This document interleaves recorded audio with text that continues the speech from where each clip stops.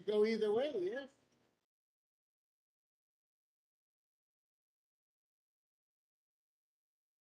I saw that online.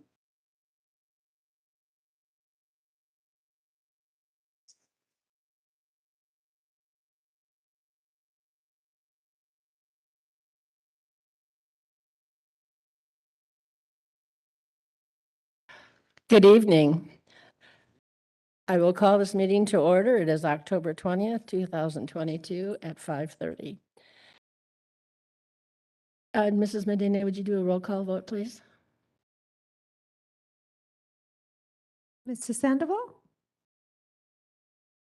Mr. Fuentes? Present. Mrs. Haro? Mr. Ibarra? Present. Ms. Thoreen Ojeda? Here. Thank you very much. At this time, we're at the renewal of Pledge of Allegiance, and I would like Antonio Castro, would you please lead us in the pledge? Everyone stand.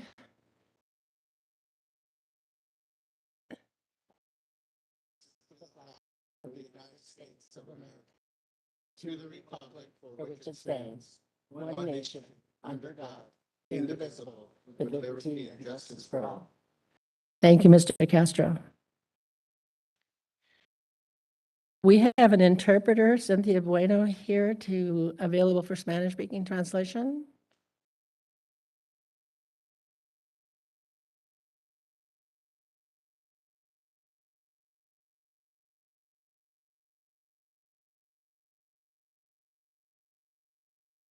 Frank. Nada. Ms. Joanne Thoreen Ojeda. Muy buenas noches a todos. Yo soy Cintia Bueno, soy traductora y recepcionista del distrito. Esta noche estaré proporcionando servicios de intérprete.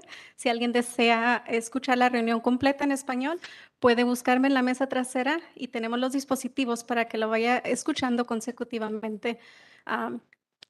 Estoy ahí atrás. Muchísimas gracias. Thank you. We are now at item 1.3, adoption of October 20th, 2022 agenda. I will ask for a motion to adopt the agenda with the following amendments. Amend closed session item 10.4, personnel public employee, appointment, discipline, dismissal, release, government code 54957, and the addition of 8 volunteers. Do I have a motion, please? Second. I have a motion by Board Member Fuentes and a second by Board Member Haro. I'll call for the vote. All those in favor, say aye. Aye. Nay. Any abstentions?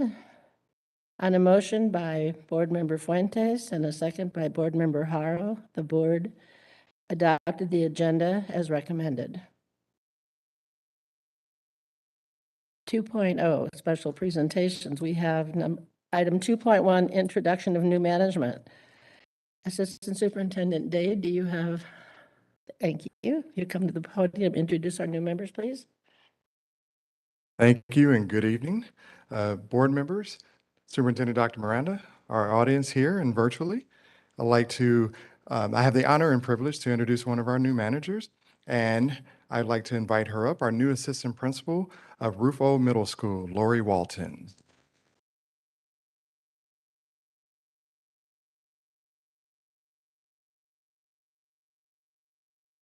So Lori comes with an extensive background here at CJUSD. She was a teacher at Rupa Vista for several years. She was a teacher at Rufo Harris. She was also currently a teacher on special assignment at Rufo Harris. Fun fact, she has 2 sons, and one son, the oldest, Ryan, works for Northrop Government and has a role in the development and deployment of the James Webb Telescope. So he's seen the Big Dipper a couple of times, I'm sure. But his youngest, or the youngest son, Benjamin, actually influenced him because Ryan was in the defense side of the house for Northrop. But Benjamin developed a passion for and talent for rocketry as a BHS student. And so that's awesome to hear. The other leadership roles that Lori has held is a general manager for a family restaurant chain.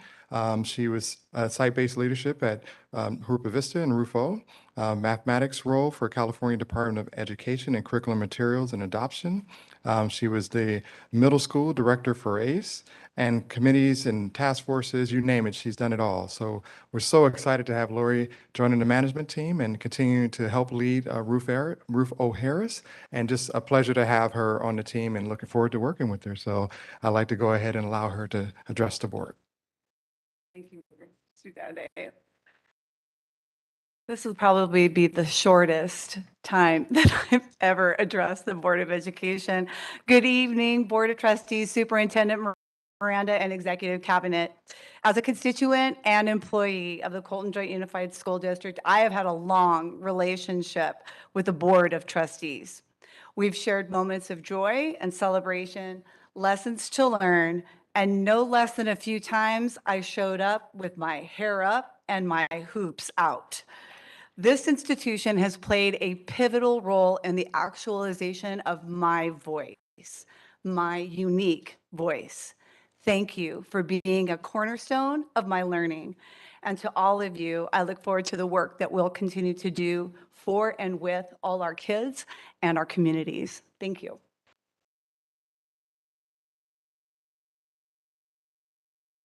She forgot Rob, but Yeah, so this is my quiet half. That's how we have balance. You know, that's how the universe works, right? You have to have the yin and the yang. This is my other half. This is my husband, Rob Walton.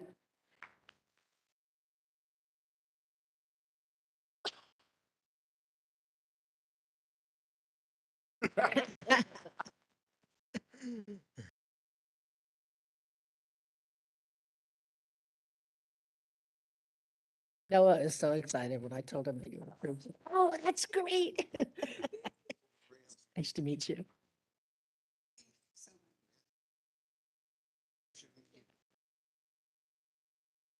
and Rob, you didn't read the fine print, Rob, but when you married Lori, you married the board too. So following her. One more round of applause for Lori, please.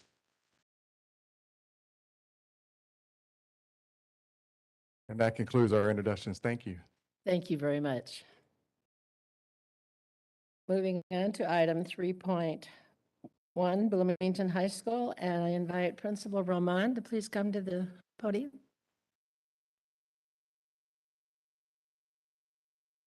Good evening, Board President Flores, board members, Superintendent Dr. Miranda, and members of the audience. It is my pleasure to welcome our ASB leaders this afternoon. Joining us, we have Angela Santana, 11th grade. Brooke Sutherland, 11th grade. And Valerie Moreno, 11th grade, and they'll be presenting on behalf of Bloomington High School.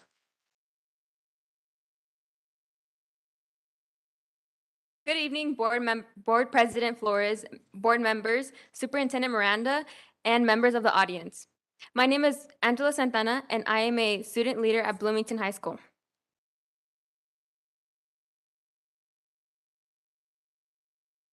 I am a junior student and leader at Bloomington High School. Today, I'm accompanied by Brooke Sutherland, Valerie Moreno, to shine the spotlight on Bruin Country. In the beginning of the month of August, we held our freshman follow-ups for the school year of 2022 to 2023. Many of our LINK student leaders will say it was a success. Our students, and following that week, we had our NWEA map testing, and we would say that it was good. Many families attended our back-to-school night in September, along with our clubs setting up around campus to fundraise for our school year. The first senior assembly was held September 21st. Many seniors gained some information on what their senior year will be held like. They gained information on our financial aid program and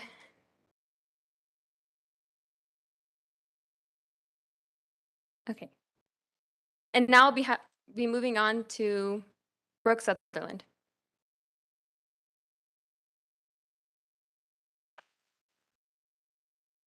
Good evening. My name is Brooke, a junior in BHS Student Leadership. Tonight, I will be talking about our athletics program. In Bruin Country, we always look forward to supporting our sports teams. There is something about being at games and competitions with parents, students, and all supporters of BHS athletics that ignites spirit. We are grateful for the opportunity to support the teams and to hear the spirited support from the stands. For our fall sports season, we have football, volleyball, and cross country. During fall season, band and color guard is also very active. They are currently in their competition season. To start off their season, they had their first competition in the beginning of October. Student leadership purchased pastries and juice for the band and color guard members to enjoy on the morning of their first competition. They have competitions on Saturdays until the championships in November. Each sport held senior nights to honor all of the seniors on their teams. Parents, family members, friends, and student leadership enjoyed shining the spotlight on them and look forward to doing so for other groups on campus. I will now turn it over to Valerie Moreno, who will be talking about activities.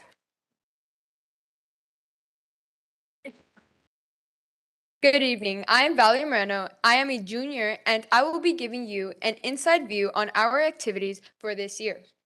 Starting in the month of August, we held our freshman orientation for the class of 2026. This gave incoming Bruins the chance to get to know one another, learning new coping skills for handling high school life, picked up their textbooks and electronics, and were given a tour of the campus once they got their schedules. This tour helped them locate their classes in preparation for the first day of school. The final portion of the day was a barbecue and fun games outside the NPR. Our first full week back to school, we held our week of welcome, where we hosted lunchtime activities with motivational and upbeat music to start off the year with enthusiasm. The beach theme reminded them that the end of summer doesn't have to be a bummer. Subsequently, student leaders went to Colton High School for the annual CJUSD Student Leadership Summit. Our leaders can say they felt involved, influenced, and distinguished at this event. A highlight was networking with other students in our district and feeling like our voices are being heard to make a positive change. One positive change was the student forum, where students from different grades and programs shared their opinions with our student services department. We are hopeful that this and the next two forums will keep us on the path of improving the culture at BHS. August 25th was our ASB leaders arranged Club Rush so students could learn about many ways to be involved and included on our campus through clubs. Many students attended this event during lunch, created memories, and pledged to be more involved on our campus. We gave out awards to the clubs with the most signups, the best decorated booths, and also most welcoming and friendly club. On the topic of being involved on our campus, we hosted a popsicle party for all those who purchased their ASB card in the first month at school, to show them gratitude for supporting our student activities program. Moving forward to September, we can share that things did not slow down a bit. The freshman tailgate was organized by our Link Crew leaders with delicious food and thrilling activities. Bruin Fest was the theme of our fall spirit rally. Each grade decorated their section in the gym in styles of different music festivals. We introduced our fall sports teams, band and color guard, Link Crew, and cheer squad. It is always fun to see what chants and fun things each group creates for their introductions. We also had a sing-along contest, the Bruin favorite, balloon pop, and class yell. This week is our homecoming week. Diamonds Are Bruin's Best Friend is our theme, honoring our 60th anniversary. Every day we have been hosting diamond-themed lunchtime activities with glamorous music from all decades and genres. Our dress-up days were Soccer Mom versus Barbecue Dad, Dress Your Type, White Light T-shirt Wednesday, and use anything but a backpack for your convenience. On Unity Day, we wore orange, played music. In the morning, played a modified version of musical chairs where chairs are removed after each time the music stopped playing, but nobody got out. The participants had to figure out how to fit everyone on a still existing chair. This allowed them to work together and help one another as a team. Tomorrow we will host our homecoming rally and homecoming football game. Our dress-up day is Bruin Bling and Buddy Day. During halftime, we will be crowning our Bruins of Distinction. We gladly invite you to attend our football game. Saturday is our dance that will make for a fun ending to our homecoming week of 2022. Thank you all for your time and for allowing us to share what has been happening in Bruin country so far this year. We now welcome any questions, comments, or Thank you concerns. very, very much. Good job.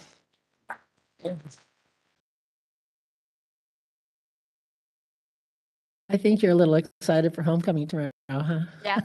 That's great. Do we have any questions or comments from the board?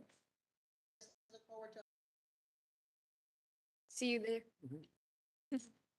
I got a comment. Oh, go ahead. Oh, okay.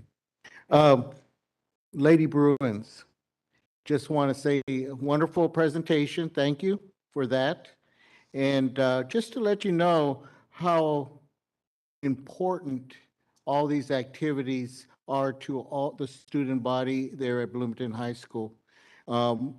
As you probably will learn, if you don't know already, high school is a quick 4-year experience.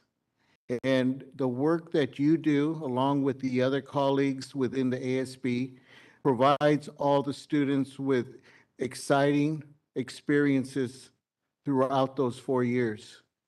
And as we hear all the events, all the wonderful things that you offer, the school offers to students, you can't just help know that many of those students will always leave Bloomington High School with wonderful memories. And a lot of it will be contributed to the efforts, talents that you provide as ASB leaders. So I just want to say thank you. Thank you. Mr. Fuentes? Thank you. Just wanted to say, Brooke, you've grown up. I've seen Brooke grow up when she was at Grimes Elementary. At Grimes Elementary, actually, her dad teaches at Grimes, Mr. Sutherland. So what a beautiful young lady. And is it Valerie? Valerie from the entrepreneurs class. I was there with them this week, and we were talking about business, right?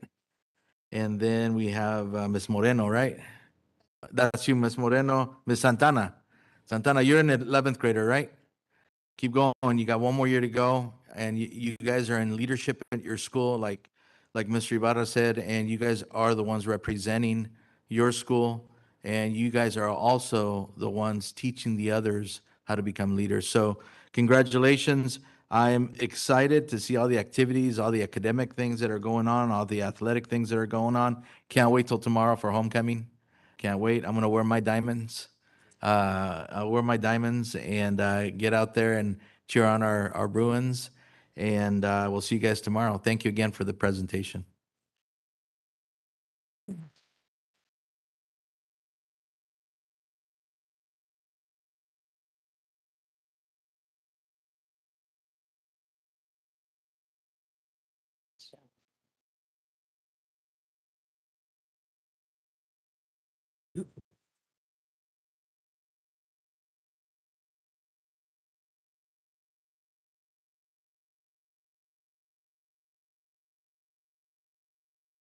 I'm going to add one more comment to what Mr. Ibarra said when he talked about the memories that are created by this homecoming and the other activities ASB does. I've heard from many of my colleagues from when I graduated in high school when we had a multi-year reunion recently, and they talked about homecoming activities that were going on. So these memories last for years and years and years, and it's because of those girls making, I'm sorry, the ASB people making those decisions and those fun times for people. So Ms. Wright and Ms. Roman, thank you so very much for your kids tonight. They did a great job. We are now going to public hearings. Item 4.1, Colton Joint Unified School District, Sunshine for Association of Colton Educators. I'm opening the public hearing. Are there any public comments related to this public hearing? Hearing none, I'll close the public hearing. Item 4.2, Association of Colton Educators, Sunshine for Colton Joint Unified School District. Opening the public hearing. Are there any comments? Any presentation? I'll close the public hearing. Item 4.3, Colton School Employees Association Sunshine Proposal for Colton Joint Unified School District. Open the public hearing. Invite CSEA to present Sunshine Proposal? No. And then we'll close the public hearing. We'll move on to public comment section.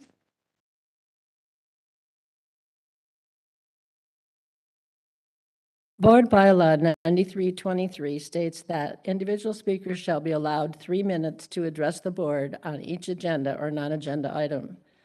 The board shall limit the total time for public input on each item to 15 minutes. With board consent, the president may increase or decrease the time allowed for public presentation, depending on the topic and the number of persons wishing to be heard. The president may take a poll of speakers for or against a particular issue and may ask that additional persons speak only if they have something new to add. Our first speaker tonight is Raquel Diaz.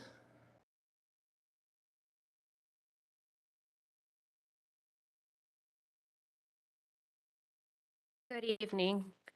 It was brought to our attention that Colton High School has players that were ineligible and allowed to continue to stay on the football team, and in our case, play last Thursday's game. These rumors were being spread by Colton High School players themselves to our players, some of which have family members on the team or at school. After calling the school and district and talking to Dr. Ortiz, he assured me a investigation was happening, but the players in question were eligible. My question is based on our district set rule for academic athletic requirement for sports that is stricter than CIF. Can we have clarification on what the board policy is? Why did the district change the set district rule for Thursday's game regarding the situation if it's always been used? Clarification on why it's okay to change it for Colton High School. We are under the impression that the player took incorrect classes, making them ineligible. Who is overseeing these athletic requirements to make sure all players are eligible, following both district and CIF? If any player is ineligible, why were they allowed to play, and if found ineligible, making that game invalid? We as parents want answers, as our children have made correct grades and are eligible to play with district policy, the policy set in place. We have 3 high schools in our district, and this is a poor example for our players to know every school gets different treatment and consequences. Also, moving forward, how can there be transparency? Dr. Miranda, will you follow? Dr. Miranda will follow up on that. Thank you very much. Do we sit down? Okay. I didn't ask for her first name. I didn't read that. State their name and they can stick to it. Yeah, I didn't say that. I didn't read that. I only read that. Our next speaker will be Amanda Yazzie. Individual wishing to address the board, please state your name, address, and city. I didn't ask that for the last person. We do have that information on here, but please state that when you speak. Amanda Yazzie, please.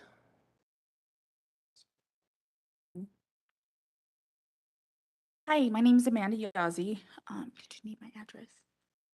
No, city. I'm sorry, what? I know it mentioned something about mentioning your address and city. Oh, we have it here, but Okay. for the next one, please do that. Thank you. Good evening. We are here today to get clarification on our district set of rules for our sport academic athletic requirements. Board members present here today and many schools personnel for all 3 high schools have all been here long enough to know and remember that this issue has happened before. In the past, a player on one of our sports team at Bloomington High was deemed ineligible and not able to play using these same district policy rules that we have today. My question is, were these same policy rules changed for a player for Colton High School this past Thursday? Why was this player who took the wrong class and technically deemed ineligible according to district policy able to play? Also, why do we have these set of rules when it's clearly biased? Because it seems certain schools can use these loopholes to play their ineligible players. These allegations were brought to our attention by Colton players and students boasting on social media and to their peers. Per Mr. Anthony Ortiz, kids lie. Yeah, kids lie. So do adults. Everyone is capable of lying. That doesn't mean we shouldn't investigate any matter brought to our attention that alters policy. Mr. Ortiz assured me that an investigation was being conducted, but if there was, how was he already positive that these questionable players were eligible to play even though the investigation hadn't been concluded? We need to know that the proper steps were and are being taken to fully investigate, confirming the outcome so that this doesn't happen yet again, and giving us the concrete answers we as concerned parents and our student players deserve. Thank you. Thank you. Our next speaker, Gary Grosich.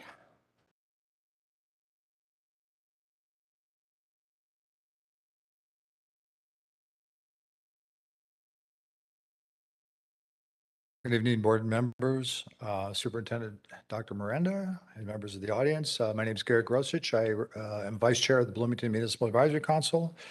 I'm also Chair of the Measure G Bond Oversight Committee for the Colt Joy Unified School District. Just wanted to come tonight and share some good news with you. There's a lot of good things happening in Bloomington this month. The first one, I believe, is October 28th. It's put on by the County of San Bernardino at Ayala Park. It's a trunk and treat. Everyone's welcome to attend that at our new Ayala Park, by the way. On Saturday, October 29th, we have a very exciting event, San Bernardino Valley Riders at Kessler Park at Dave Jane Arena. And this is something that Dave Jane and the sheriffs, he's a retired sheriff, and Dave's a legend in Bloomington for his work with youth and particularly handicapped children. So that'll be held at 10 a.m. at Kessler Park Arena, Dave Jane Arena, actually, and free lunch for all. They're going to have horseback riding, arts and crafts, games, petting zoo, face painting, and other arts and crafts. So everybody in the community is welcome to attend that. And one final event that we're going to be having here in Bloomington is our friends at the Olive Branch on October 31st. They're also going to host what they're calling the Mad Hatters Trunk and Treat Bash. And they're going to have all kinds of fun games, great food vendors, costume contest, a DJ. I believe that's Board Member Fuentes is the DJ. He volunteers his time frequently.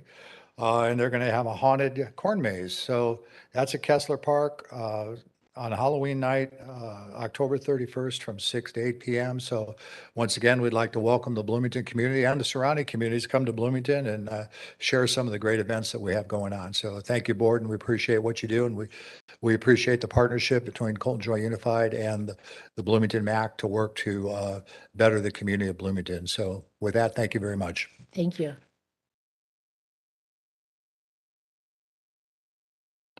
That's a question for clarification. Vice President Thorin Ojeda, I would like to see if Superintendent Miranda and Dr. Ortiz can meet with these ladies and explain to them, show them the board policy, and so we can clarify what has happened, so it doesn't happen again. Okay. Mr. Ibarra, Thank you.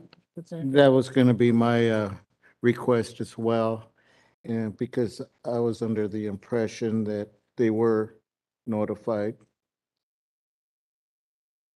We'll have Dr. Ortiz follow up with you. Thank you. Moving on to action session. Is there anyone here who would like for an item to be considered separately?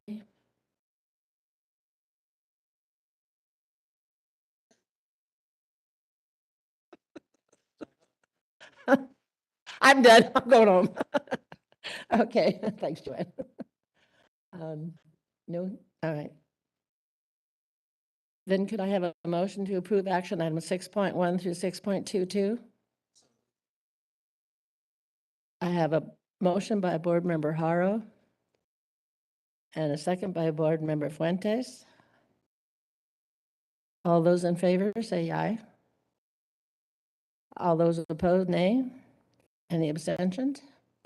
So on a motion by Board Member Haro and a second by Board Member Fuentes and carried on a 5-0 vote, the board approved action item 6.1 through 6.22.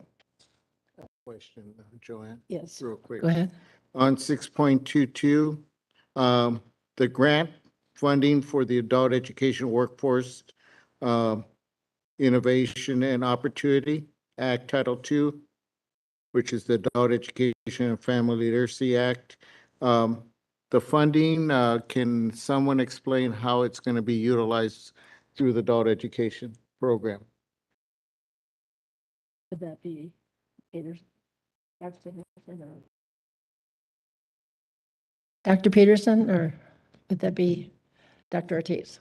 We have in the board packet, Mr. Ibarra, there's a breakdown of how the money will be used for adult basic education, English language acquisition, positive outcomes in employment, English literacy and civics, pre and post testing, adult school education, high school equivalency, high school diploma, and pre and post testing for ASE.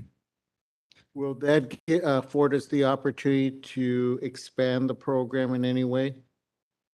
Because those are several areas of education that you just read off. Are we looking to expand, or is it something that's going to enhance the current program that we have?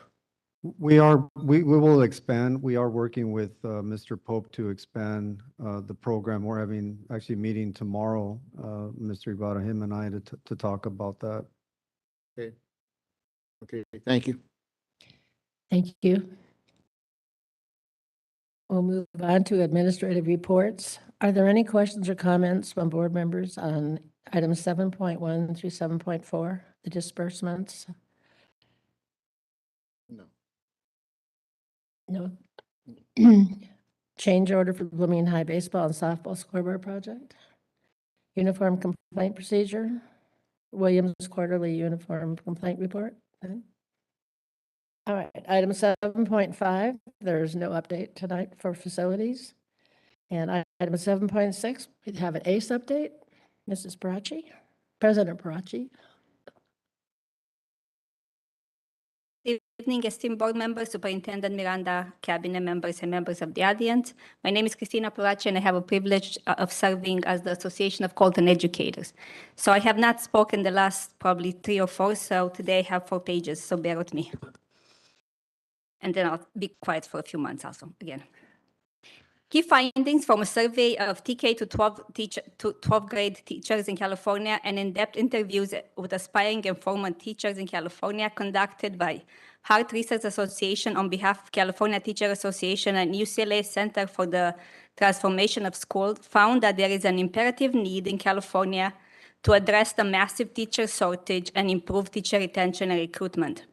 The key takeaways were teachers' primary motivation for entering the profession and staying in it are to help students and make a positive difference in our world.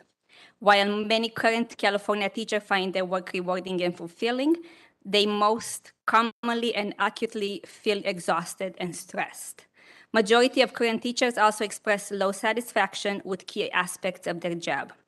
Teacher retention will be a challenge in near term.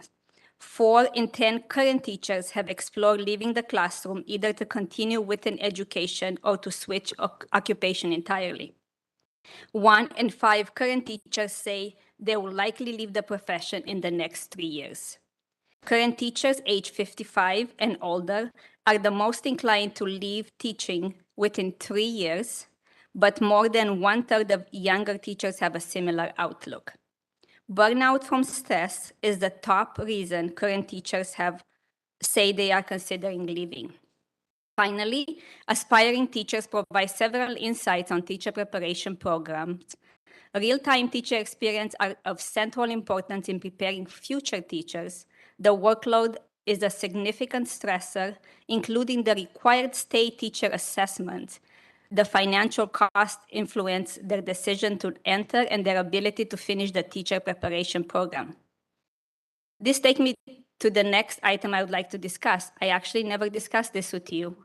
You are all aware that we have an induction program.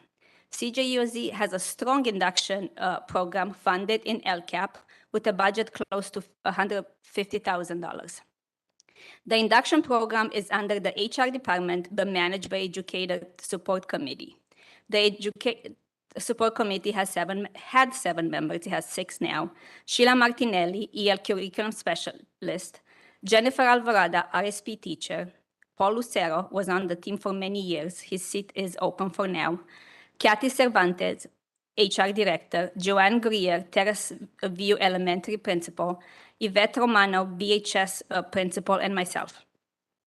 The team meets twice a month. We hire coaches, provide support, review candidates' evaluation, review progress reports on the program and coaches, review progress reports on the candidates, and match reflective coaches with induction candidates. CJUSD has 100% passing California teacher performance assessment. Some of you know it at Cal TPAs. Currently, we have 64 induction candidates and 38 reflective coaches or consulting teachers. 37 now because Lori left. Reflective coaches are helping our new teachers with the induction program. Consulting teachers are supporting our teachers in peer assistance review, which we do not have any candidates at this time, and we have not had any in the last 5 years. ESC is striving to provide support and trainings for the coaches and teachers. This year, we offer the training outside of what Riverside Center for Teacher Innovation offers to the coaches, and we are always looking for ways to help our teachers improve their trade. This will take me to my next point, that as a chair of induction and ACE president, I submitted 2 proposals to Dr. Miranda for conferences, new educators and good teaching. The proposal was approved, so the district is funding 10 seats for educators that could go to new educator conference in December 16 to 18, and 20 educators, and I specifically say educators because we don't have just teachers, we have other certificated staff, to the Good Teaching Conference in March. Both conferences are from Friday afternoon to Sunday, so subs will not be required. Thank you very much for approving that. That is a big, I know that's a big cost. The New Educators Conference is geared towards new teachers. Our induction candidates have been invited, and Good Teaching is a conference for everyone. This is a CTA conference, and anyone is welcome. So if you have time, you're welcome to join us. If you want more information, I can provide that. ACE and District Sunshine, the 2022-2023 negotiation items for the first time, as long as I can remember, both parties have the exact item. One single article, Article 7. ACE's goal is to finish 21-22 negotiations on October 27. No pressure, Mr. Dade. And start 2022-2023 negotiations on November 9. No pressure, Mr. Dade. And be done by Christmas break. No pressure, board. At this time, the association is running a special election starting today to replace ACE Vice President Paul Lucero, whom we already miss very much. I think I made a mistake when I said yes. Not that it matters. Good luck to all 4 candidates. The association has endorsed all CJUSD school board incumbents. Good luck and congratulations, and thank you for running again, and are willing to serve CJUSD students. And don't forget to vote. That's for all of the rest of you. ACE Executive Board does site visits regularly. One of the biggest concerns that our members are bringing is substitute and period coverage. I am hopeful, looking at the 12 substitute teachers being hired today, the new rate and improved protocols in HR to finally alleviate and put this behind us. The second issue is special education.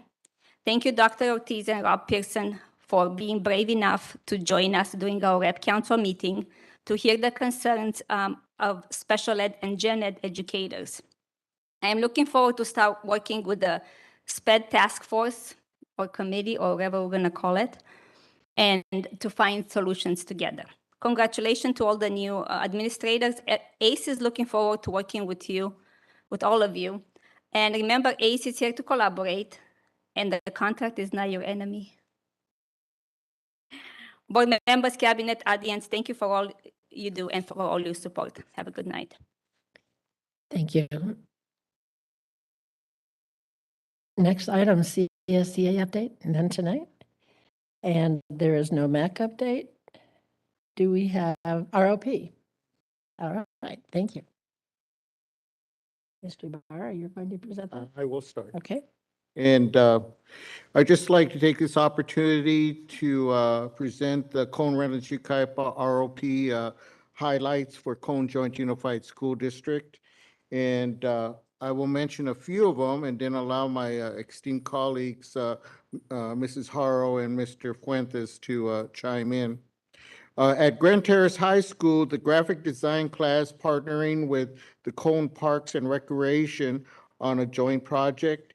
There are developing and making a variety of different marketing materials and utilizing their classroom skills and abilities to learn this wonderful publication craft that will definitely serve the students of Grand Terrace High School enormous as they move through those particular careers. At Grand Terrace High School, again, medical assistant clinical students participated in a blood drive during that was held on October 7th. And as it has been mentioned before, many of our medical assistant clinical students have continued to pass at 100% accuracy when they are taking tests for their certifications in those fields. So many of our students that participate not only in our district, but also through ROP, have that option to either utilize what they learn to forward toward a college or a career right out of high school with a high school diploma. So one of the things that I've mentioned many times is the fact that as students who do participate in ROP, they're given an additional incentive to do well in their regular academic classes because it does lead to promising opportunities down the road for them. It also gives them an opportunity to see what they enjoy doing versus what they may not want to do. Sometimes when we're young, as many of us, I'll be honest, I had 3 different majors in college until I found the one that was right for me. So we tend to do that as we go through our teenage years, so to speak. Slover Mound High School, the Careers and Child Development Program, has now increased their enrollment to 72 students, which is very impressive. That's another indication that our affiliation and association with CRIROP is really serving our students in a variety of big ways. And, I will always, while I'm here and when I'm not, encourage the fact that we as a district always support CRIROP within our district, and not only for the district, but mainly for our students and their futures. So at this point, I'd like to just take a pause and see if Ms. Haro has something she'd like to add. I wanted to add something. Part of ROP is when, we work with the other 2 districts that are part of the CRIROP. And we have presentations done by various teachers. And we had a presentation, and I spoke to Ms. Kingston at the football game because I was so impressed with what they did. And I thought, okay, we all bounce ideas off each other at these meetings and get ideas that we can use in our own districts. And I told her that the high school, they do their wellness event at the high school, but what they do it during class time. And they request that the teachers let their kids out of the classroom for a small amount of time, and they have them visit the different booths. They have them set up where they visit the different booths regarding the different topics on health. But what they do to make sure that the kids aren't just like going and sitting down and not going to walk around, they have them fill out questionnaires, and they have to answer 2 questions for every booth that they went to. And by doing that, it ensures that the kids are actually learning something from the different booths that they attended. And then it's up to the teacher who wants to give them extra credit for doing it, or whatever, PBIS bucks or whatever it is. But I just thought it was a really great way to get the kids to actually go to the booths and to see what's being offered and learn something, rather than just saying, okay, we're having this wellness event and, you can go during lunch and check it out. And then they go and then they don't really learn anything from it, because we know that there's so many issues happening right now, not only with mental health. They had a booth on fentanyl use. They did, it was quite extensive what they did. And they had community partners come. And the way they set up the booth was a high school booth, then they had an outside booth, and then a high school booth and an outside booth. So they were separated. So I just wanted to bring that up because I just thought it was the idea of having the kids sign in that they actually went was a really good idea. So thank you. Very good. Israel? It's all covered? Okay. Just a couple more highlights. Something that was really cool, and at Bloomington High School, the veterinarian assistant program received, I hope I say this right, entomology dissection table. It's a table, it's a table that allows these veterinarian students to be able to take 250 different type of animals and dissect them without touching any animals. And you see how sometimes we see in, Tony Stark, he starts pulling and fixing his thing, some similar to that. And we saw a highlight of that at Bloomington High School. And this was all paid by ROP. And that's how well these programs are doing. I just need to let you guys know. If you notice and you've been around the campuses, you'll start seeing the CRYROP symbol around a little bit more. That was for the students' encouragement, but also for the parents' acknowledgement, so that parents will know that we offer those programs in coincide with our academic programs. And it was a way for us, and like I said, like Pat said, we get together, we discuss things to market it out, because we want to give our students the utmost best education and opportunity during, particularly in high school, those last 4 years that go like this. And we remember how that went so fast. We say, what happened? Next thing we know, we're with a cap and gown here and bye, and so just want to let you know how wonderful and the things that we've been able to do. And not only that, just one more thing to add, high quality technical equipment that will allow them to go right from high school right into the industry right away. Now, just one last thing I'd like to add. I'm going to be pushing for having some programs sent to our adult school, because I think that our students there can really benefit from some of these type of programs that they're offering to encourage them. And of course, our adult schools, not only students of a certain age, sometimes a little bit older. And this will, and knowing that the funding from the state for adult schools revolve around career-oriented type of activities, and Frank knows that, sitting on the board there at Valley College. It'd be nice for us to offer those additional types for if parents, family members, or somebody else, hey, I want to go learn graphic arts. They can go and learn graphic arts. I want to do this, I want to do that. So I would love to be able to see us grow and provide the holistic experience for all the students and anybody who wants to learn at Cone Joint Unified School District. So thank you, Joanne.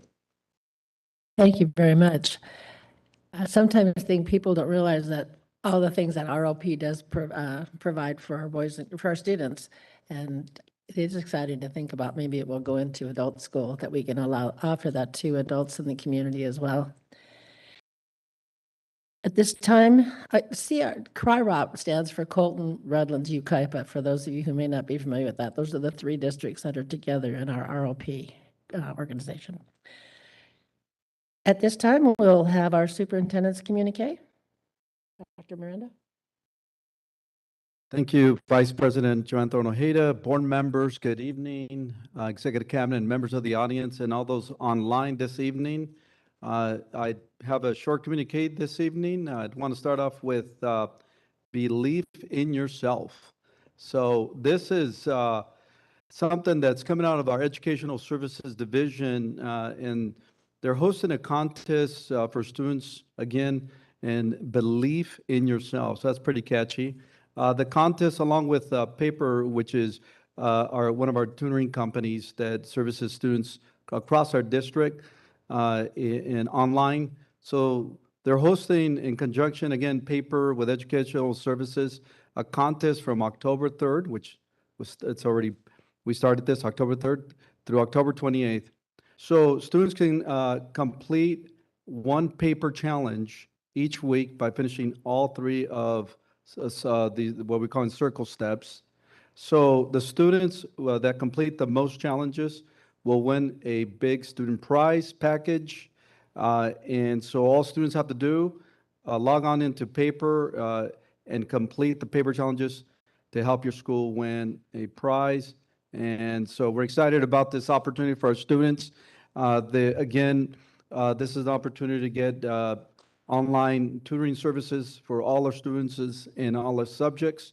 So it's something that we've been offering for a while, so we want our students to take advantage of this opportunity. We want to make it fun. So again, all the students out there, if you're listening, I don't know why you listen to a board meeting, but parents, believe in yourself. So, all right. So second item this evening is just as you see the picture there with our board and our electives and just this NPR dedication ceremony at Colton High School Tuesday evening was just an amazing, incredible opportunity.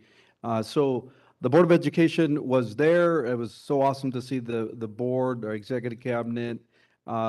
And so we hosted this dedication ceremony for the naming of the Colton High School multi-purpose room. So a few months ago, the board took action, and swift action, I'll say that, to name this Colton High School NPR after Dr. Tom Rivera.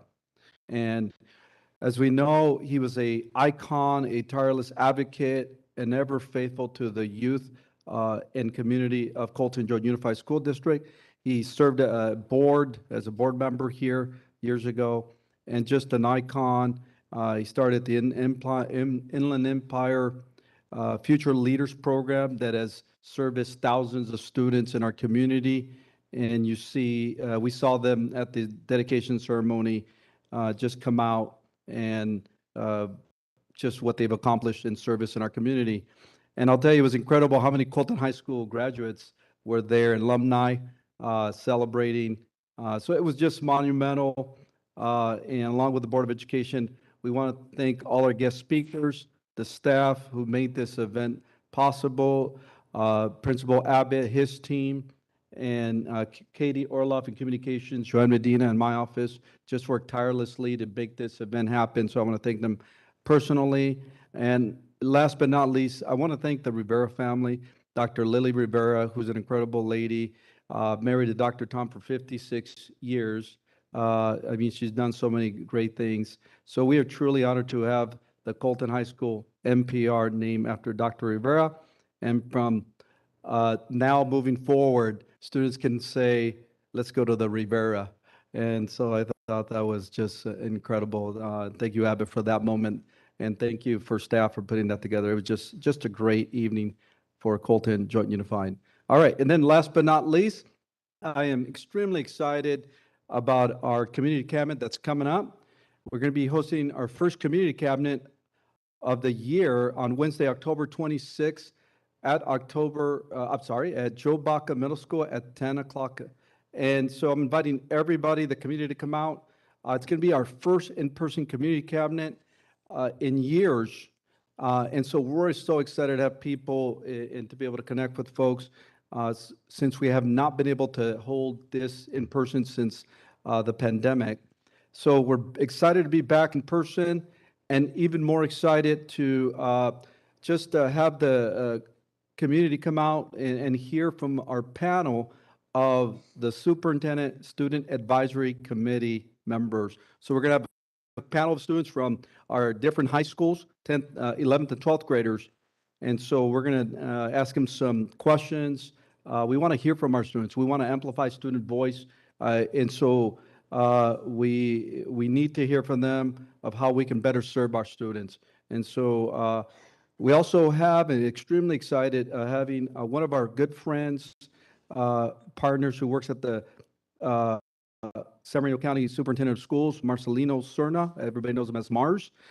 He is the Family and Community Engagement Specialist at the county here in San Bernardino. So he's going to come and talk about community engagement opportunities for our community and how we can better collaborate and work as partners.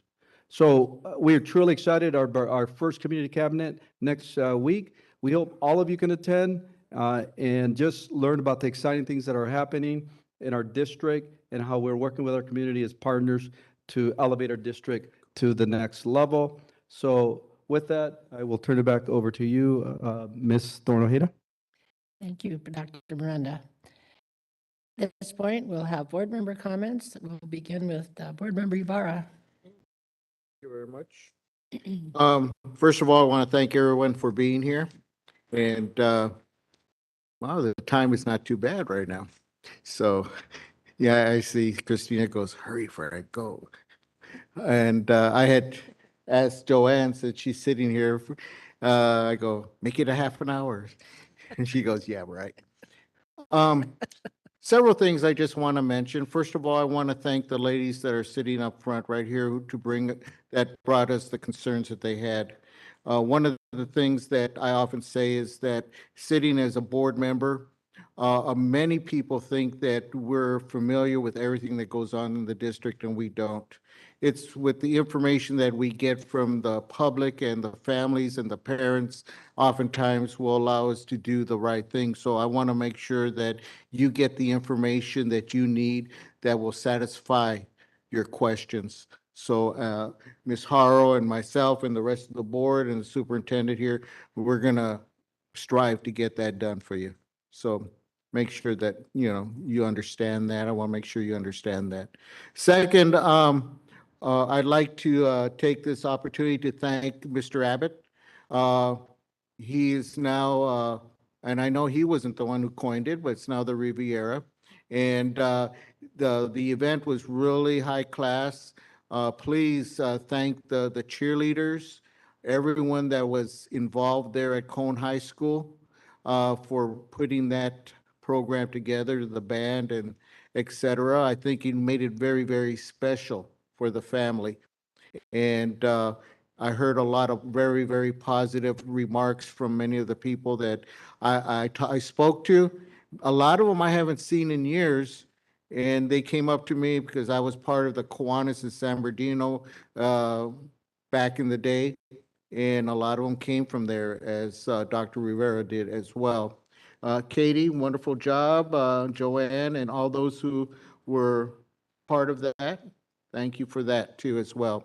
Appreciate it. I think that one of the things that we always need to uphold is the fact that Cone Joint Unified School District does do things with class quality, and that the public will see that. So thank you again. I did get a very good comment, and I'll share this with you, Mr. Abbott. I did get an individual come up to me and said that we made the right choice for principal. So they were very, very pleased. So just want to share that with you. Take this opportunity to for those, I know November's coming really quick, and I've sat in your shoes actually 7 times with the elections. I want to wish my colleagues who are running the best of luck. I'm pulling for you. I'm getting out and I'm passing your name out to my neighbors and their friends and tell them to share it with everybody else, because I truly believe those that are running we have 2 high-quality board members that really need to return to keep this board functioning at the level that it needs to be. So at this case, Joanne and Israel, wish you the best of luck to you. And I know that your families are a big part of that because, like I said, I've been through it, done that, and I know how that is. With that said, October's coming to an end really quickly, believe it or not. I go, for a lot of people, they love the October, fall, autumn weather. I have people tell me they love the colors, the oranges, the yellows, the reds. I like Halloween. And I just want to wish everybody a wonderful Halloween, safe, enjoy, and have fun.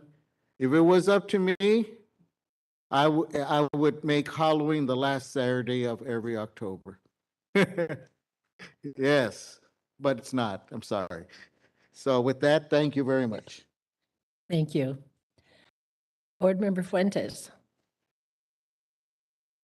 Thank you, Vice President. Wow, we've had a busy week. And let me share a couple of things. Here at Colton Joint Unified, we've had some substance abuse awareness days. We had one last night at Grand Terrace High School over fentanyl, and you guys know that fentanyl is kind of out there now. A lot of young people are actually overdosing on fentanyl, and it's pretty scary out there. Some of the numbers that we've seen out there of our children taking pills that look like a pill which is not a pill, an actual prescribed pill. And so Joanne Thorin Ojeda and myself, we went out to a safety summit yesterday, and we spent most of the day out there listening to the chief of police from Fontana, the sheriff from Riverside County and San Marino County, and even the chief of police for San Marino Unified School District. And we did have probation and a safety officer. I forgot what district he was from. And they shared with us a lot of information. And then we also had a panel of 6 young men and women that shared their stories about drug abuse, alcohol, and how they are in victory now. They're standing out and they're speaking out. And it was great to hear those testimonies. And we also got to see firsthand a video which is called Dead on Arrival. If you haven't seen it, it's on YouTube. We did have a gentleman there who's a former, I think, detective for San Bernardino City, who shared his testimony about how his daughter overdosed on fentanyl. And I was very touching. He even said to himself that he didn't know why he was so emotional that day. But as we were watching this video, I was thinking, I have two young ladies that many of you know. And just to see the video, the impacts, I think we all need to know about this drug that's out there. With 2 little specks of salt, about 2 specks of salt, if you know what salt looks like, 2 little specks of salt can kill up to 3 people. So we need to be aware. We at Colton Joint Unified are bringing these awareness workshops, and I hate to say we haven't had the amount of people we should be there. At Grand Terrace yesterday, I was a little bit disappointed, and everybody's busy. It's understandable. But I think I saw 5 or 6 people there present, plus our district staff in an auditorium. We had it here at the boardroom, and we had a good group. It was a little bigger than the one at Grand Terrace, but I would have loved to see this place filled with that, because this is affecting our young people, our young students. They're bringing it into their homes. They're bringing it into our campuses. and it's happening at parties. People are dropping pills in their drinks. Even if they're having a soft drink, there's always that one punk, I hate to say it, that will do that. We have to let our kids know or understand that this is a poisoning substance that will kill you. And it's hard to say that, but we need to be aware of this. As a former law enforcement officer, it really comes to me. And I want to thank John Sachs, his team, for putting out those awareness, and our executive canon, Dr. Ortiz, and superintendent, for putting these out. As soon as stuff started hitting the news about fentanyl, they were working on it. I know there's going to be other workshops coming. I'm hoping to see them filled with our parents to come out here. And it's not, I understand sometimes, oh, I don't have time. Make a little bit of time, an hour of your time in the evening. And if we have to, we'll give you some pizza or something to eat. Sorry to throw that out there, but we will do what we can to make you comfortable so that you understand this. Joanne and I, we got a lot of information yesterday. We got a lot of information, and it was great to hear the testimony of the kids. On another note, here on something more happier, I want to share about our CTE programs, our pathways. We were at the California University of Science and Medicine, the new building that was built here in Colton. And I was so happy. Dr. Miranda and we were walking around, and we were talking to the kids from Bloomington High School, Grand Terrace High School, and the projects they were doing. Amazing work that they are doing. I want to applaud our teachers. I want to applaud CTE Pathways, CRIROP, for what they're doing with our students, because these students are going to be something in this world, in this world that we live in. They're going to make a difference. So I want to congratulate them, Mr. Solman too, Dr. Mooney. Dr. Mooney, I want to thank him also. And let me check my notes here real quick before I forget something. And I don't want to forget the NPR over at Colton High School, Dr. Thomas Rivera's NPR. It was a great and beautiful evening. I think a lot of the old school Colton High School graduates and alumni were there, and they got to see that. And I could see the love, I can see the happiness, I can see the CJUSD cares part of our district, and it was such a beautiful event. Thank you, Principal Abbott, for hosting that at your school. Well, of course, it's going to be at your school, but for being the host there that evening and letting us come out there and do that. And it was such a beautiful thing. If you haven't had an opportunity, check out the posts, check out the comments. I think one of the comments I was there was, a lot of these students are going to come through this NPR. And I know Dr. Rivera is going to be watching over them. And a lot of these students that are going in that NPR, coming out of that NPR, are going to be successful in life. So we want to thank them. We want to thank the Rivera family for letting us do that for them. And I think that's all I have this evening. Have a great weekend. Oh, one more thing, and I know because if I don't say this, Ms. Buckles is going to say something. Ms. Buckles from Bloomington High School, you guys know our award-winning entrepreneurship business class. I was at her fifth and sixth period here on Tuesday. We were talking business with the kids. We were talking marketing and how to better do their presentations, and it was a fun time. Ms. Buckles, thank you for having me there. That's all I have. Thank you. Thank you, Mr. Fuentes. Board Member Sandoval. Board Member Haro.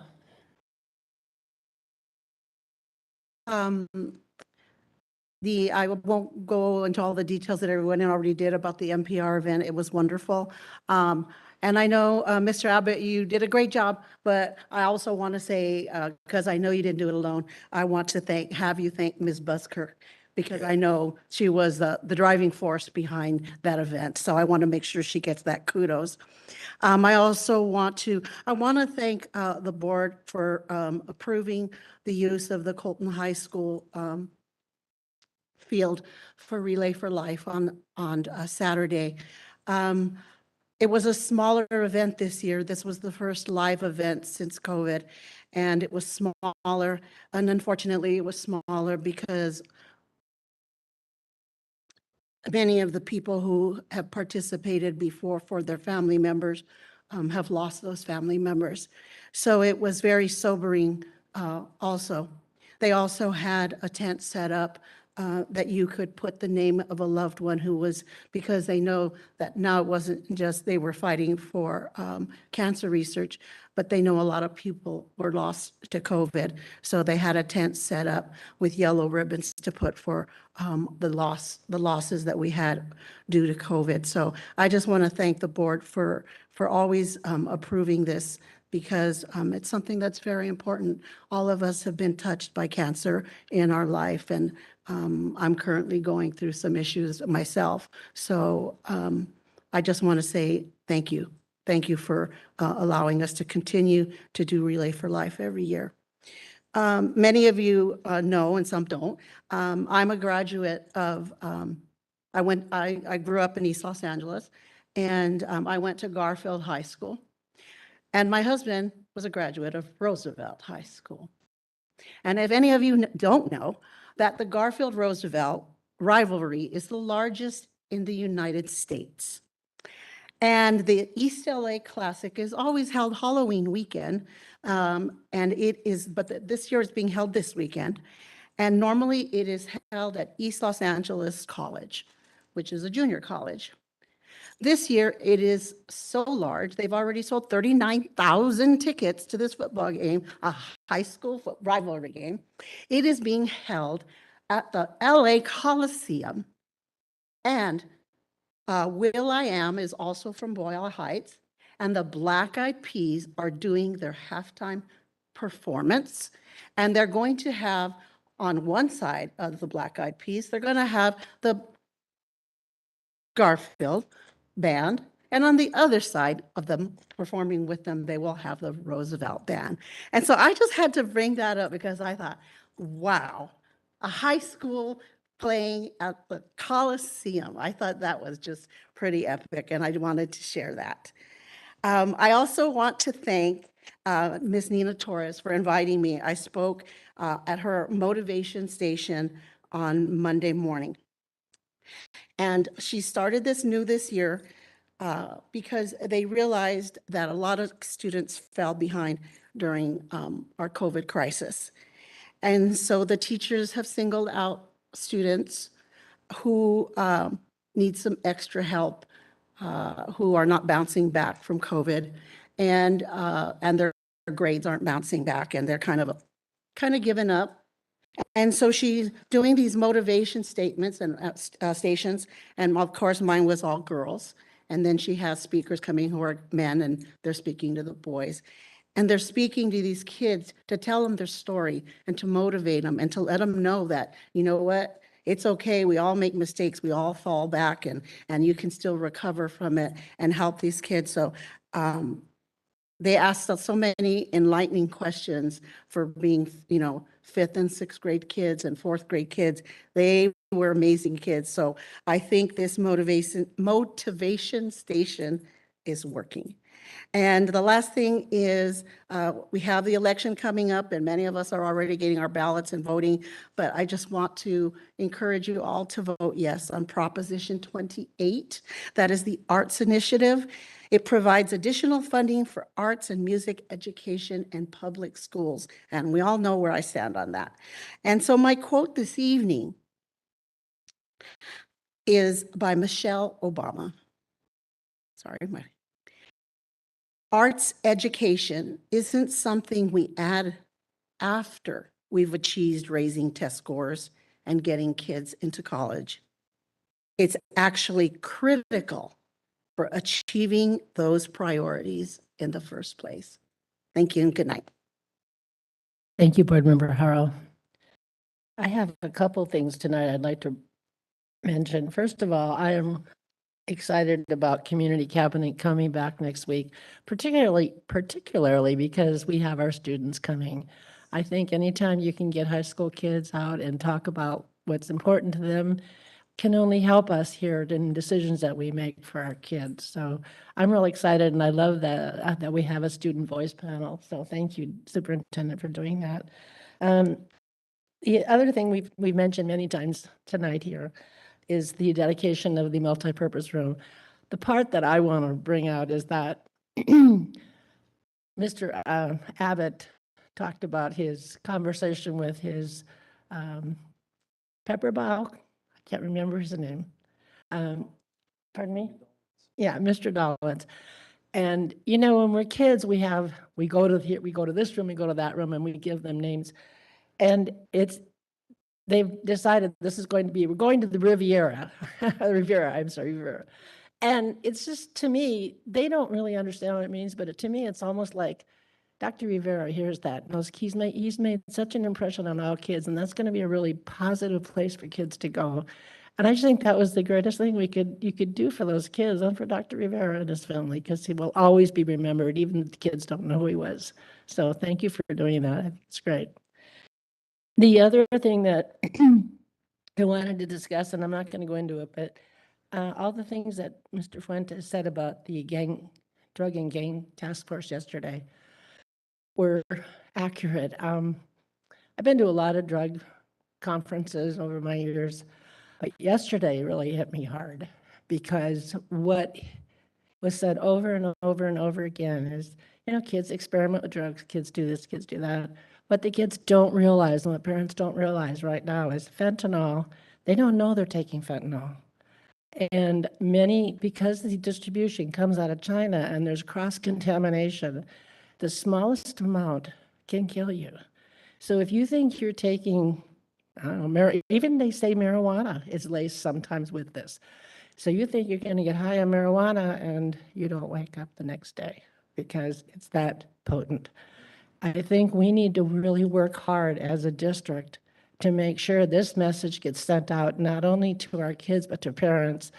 I don't know how we can draw parents in, but when I heard that, it scared me to death, because, kids experiment, kids do stupid stuff. But we have to protect them, because they need to understand how serious this is, because I think he said the death rate was it was hundreds, maybe thousands higher this year than it was before. They had 10,000 deaths here in the Inland Empire. 10,000 kids. It's incredibly scary. We're going to lose a lot of kids because they're making a silly mistake and they're trying to be big. And, you can smoke a joint when you're our age, my friends, and it didn't kill them. But you smoke a joint today, it might kill you, and you won't wake up tomorrow. I think we need to send that message loud and clear, because it sure hit me. And with that, we're going to go to closed session. We will adjourn now to discuss the items listed on the closed session agenda. Thank you for coming tonight.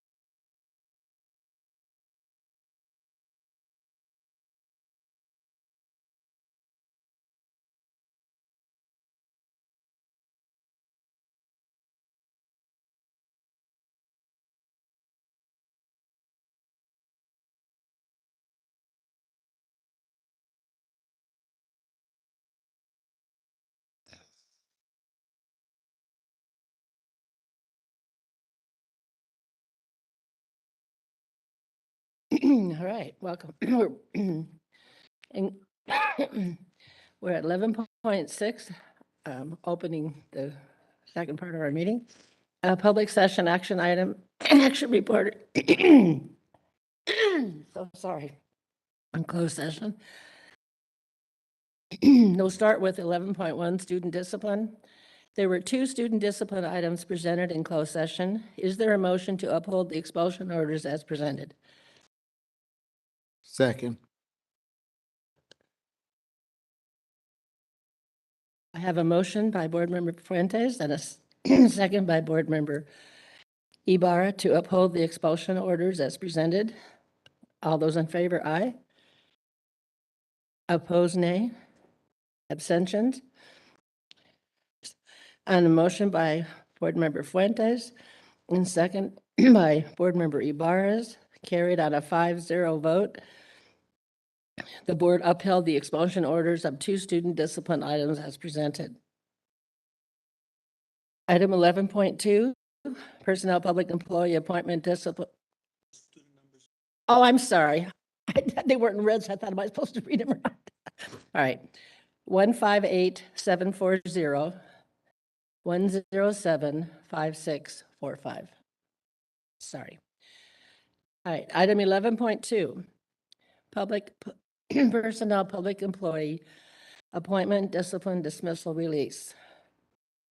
On a motion by Board Member Haro and seconded by Board Member Fuentes, the board approved the following. Certificated regular staff 1, classified management 3, credentials technician, district office, human resource, executive assistant, district office, human resource, and vehicle maintenance supervisor, transportation, volunteers 25. Item 11.3, personnel public. Oh, I'm 5-0. I didn't ask for that, I just, we approved it, okay. Item 11.3. I apologize, this is embarrassing. Employee appointment, discipline, dismissal, release. In closed session on a motion of Board Member Ibarra and seconded by Board Member Sandoval, the board took action to suspend certificate employee with EIN 6207 without pay pursuant to Education Code Section 44939 and to authorize the administration to issue a 30-day notice of dismissal in accordance with Education Code Section 44934 and directed the superintendent or designee to send out appropriate legal notices. The roll call vote was as follows. Ayes, Fuentes, Sandoval, Ibarra, Thorne Ojeda. Nays, Haro.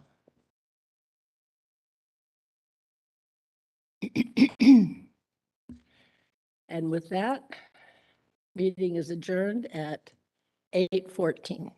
Good night.